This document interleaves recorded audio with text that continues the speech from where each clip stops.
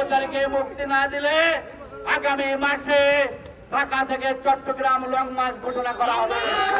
দুষ্ট সরকার, এই সরকার আমরা দেখতে চাই না। এই সরকার একটি বিদেশি ষড়যন্ত্রকারী সরকার, যারা বিদেশি এজেন্ডা বাস্তবায়ন করছে। আপনারা দেখেছেন এদেশে রোহিঙ্গারা সুখে বসবাস করছে আর আমাদেরকে তারা নির্যাতন করছে। এই বৈষম্য আমরা মেনে নিতে পারি না। আমরা আজকে শান্তিপূর্ণ কর্মসূচি করেছি, কিন্তু আগামী দিনে যদি এইভাবে চলতে থাকে আমাদের কর্মসূচি হবে March for Yunus, March for তার যে ভবন, সেই ভবন যমুনা। আমরা সেটা করতে চাই না। আমরা চাই ডক্টর ইউনূসের বোধোদয় ঘটবে। উনি একজন নোবেল বিজয়ী, উনি শিক্ষিত, কিন্তু আমাদের একটা প্রবাদ আছে, কেউ জাগে ঘুমালে তাকে ঘুম ভাঙানো যায় না। উনি জেগে ঘুমাচ্ছেন। উনি বাংলাদেশের সংখ্যালঘু সম্প্রদায়ের নিরাপত্তা দিবেন বলেছিলেন। উনি বলেছেন বাংলাদেশের সংখ্যালঘু সংখ্যাগুরু বলে কোনো কিছু নেই, আমরা সবাই সমান।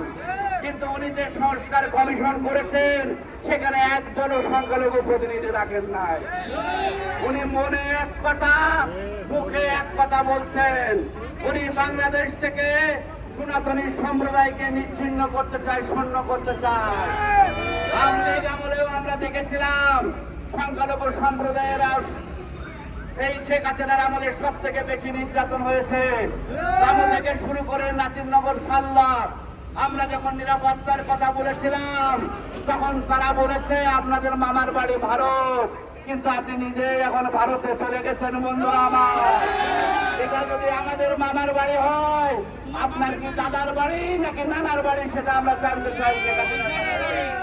ওনার নেতৃবৃন্দ বলেছিলেন সংখ্যালঘু সম্প্রদায়ের উপরে যখন নির্যাতন হয়েছে, আমরা যখন আন্দোলন করেছি আমাদেরকে ভারতের এজেন্ট, রয়্যাল এজেন্ট বলে আখ্যা দেওয়া হয়েছে, আমাদেরকে জামাত বিএনপির এজেন্ট বলে আখ্যা দেওয়া হয়েছে।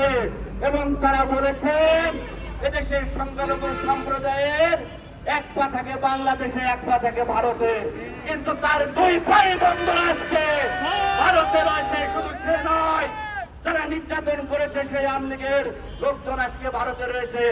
সেই জন্য ডক্টর ইউনূসকে বলতে চাই, এবং যারা সংখ্যালঘু সম্প্রদায়কে নির্যাতন করছেন তাদের বলতে চাই, তারা তো ভারতে গেছে, আপনারা কোথায় যাবেন? পাকিস্তান?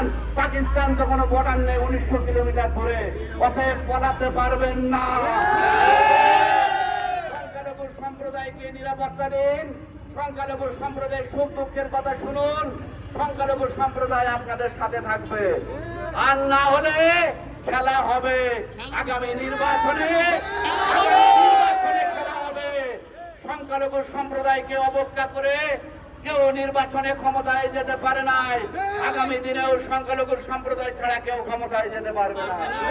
এই জন্য সনাতনী সম্প্রদায়ের রাজনৈতিক ক্ষমতায়ন দরকার। সেটা আমরা চেষ্টা করছি।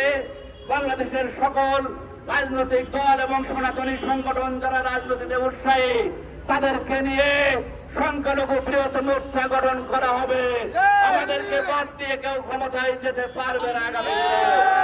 এবং আগামী দিনে সনাতনী সম্প্রদায়কে কেউ ভোট ব্যাংক হিসেবে আগামী দিনে ব্যবহার করতে পারবে না। এবং আমাদের প্রধান দাবি হবে চিন্ময় কৃষ্ণ ব্রহ্মচারীর মুক্তি। চিন্ময় কৃষ্ণ ব্রহ্মচারীকে মুক্তি না দিলে আগামী মাসে ঢাকা থেকে চট্টগ্রাম লং মার্চ ঘোষণা করা হবে। সেই 3 তারিখ আমরা ঘোষণা করব। ঘোষণা করবেন আমাদের প্রিয় ভারপ্রাপ্ত মুখপাত্র গোপীনাথ ব্রহ্মচারী। সেটা আমরা আপনাদেরকে মিডিয়ার মাধ্যমে জানিয়ে দিব।